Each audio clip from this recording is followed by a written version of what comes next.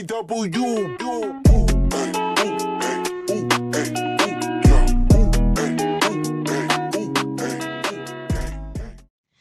kesempatan kali ini, saya akan menceritakan salah satu pahlawan Indonesia yang ikut andil dalam memproklamasikan kemerdekaan Indonesia. Sayuti Melik memiliki nama lengkap Muhammad Ibnu Sayuti. Ia lahir di Kadisobo Rejodani Sleman, Yogyakarta pada tahun 25 November 1908. Sayuti Melik merupakan anak dari Abdul Muin alias Parti Prawiro dan Sumilah. Sayuti Melik memulai pendidikannya di sekolah Ongkoloro yang setara dengan sekolah dasar di desa Serowolan. Ia kemudian melanjutkan pendidikannya di sekolah guru di Solo. Sejak saat itu, ia mulai mempelajari tentang nasionalisme. Akan tetapi, ia tertangkap Belanda karena dicurigai bergabung dalam kegiatan politik bawah tanah. Sejak saat itu, Sayuti Melik lebih memilih belajar mandiri. Setelah kemerdekaan Indonesia, Sayuti Melik melanjutkan pendidikannya di Fakultas Ilmu Sosial Universitas Indonesia. Nasionalisme dalam diri Sayuti Melik didapatkan dari didikan bapaknya yang saat itu menentang kebijakan Belanda terkait penanaman tembakau di sawah milik mereka. Peran Sayuti Melik dalam memproklamasikan kemerdekaan Indonesia. Sayuti Melik turut menjadi saksi penyusunan teks proklamasi kemerdekaan Indonesia yang dilakukan di ruang makan rumah Laksamana Maeda. Dalam hal ini, ia mewakili golongan pemuda bersama Soekarni. Ketika proses penyusunan naskah proklamasi, Sayuti Melik membantu Insinyur Soekarno. Ada juga yang mengatakan bahwa Sayuti Melik turut mengusulkan agar naskah proklamasi ditandatangani oleh Insinyur Soekarno dan Muhammad Hatta. Setelah mengusulkan terkait penandatanganan tersebut, Soekarno segera mengumumkan bahwa teks proklamasi hanya perlu ditandatangani oleh Soekarno dan Hatta atas nama bangsa Indonesia. Kemudian, Soekarno meminta Sayuti Melik untuk mengetik naskah proklamasi yang telah disusun sebelumnya. Bersama BM Diah, Sayuti Melik mengetik naskah proklamasi di ruang bawah tanah rumah Laksamana Maeda.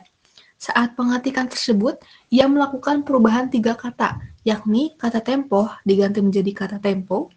Selanjutnya, kata wakil-wakil bangsa Indonesia diubah menjadi atas nama bangsa Indonesia. Selain itu juga pengubahan tulisan bulan dan hari dalam teks proklamasi hasil ketikan Sayuti Melik. Setelah kemerdekaan Indonesia, pada tahun 1946, Sayuti Melik ditangkap oleh pemerintah Indonesia atas perintah Amir Syarifuddin. Penangkapan ini terjadi karena Sayuti Melik dianggap sebagai pihak yang berhubungan dengan Persatuan Perjuangan. Persatuan Perjuangan adalah organisasi yang dibentuk di Purwokerto pada 1946 oleh Tan Malaka. Adapun Persatuan Perjuangan dibentuk untuk menciptakan persatuan di antara organisasi-organisasi yang ada untuk mencapai kemerdekaan penuh Indonesia. Selain itu, ia juga dianggap bersekongkol dan ikut terlibat dalam peristiwa 3 Juli 1946. Namun, akhirnya ia dinyatakan tidak bersalah oleh Mahkamah Tentara. Sayuti Melik juga pernah ditangkap oleh Belanda ketika agresi militer II. Ia kemudian dipenjara di Ambarawa. Setelah KMB, Konferensi Meja Bundar, selesai, ia dibebaskan pada tahun 1949. Pada tahun 1950, Sayuti Melik diangkat menjadi anggota MPRS dan DPR GR serta menjadi wakil cendekiawan. Pada tahun 1961, ia menerima bintang Mahaputra tingkat 5. Lalu pada tahun 1973, Sayuti Melik menerima tanda bintang Mahaputra Adi Pradana II dari Presiden Soeharto. Pada tahun 1971 hingga 1977, Sayuti Melik diangkat menjadi anggota MPR dan DPR sebagai perwakilan golongan karya.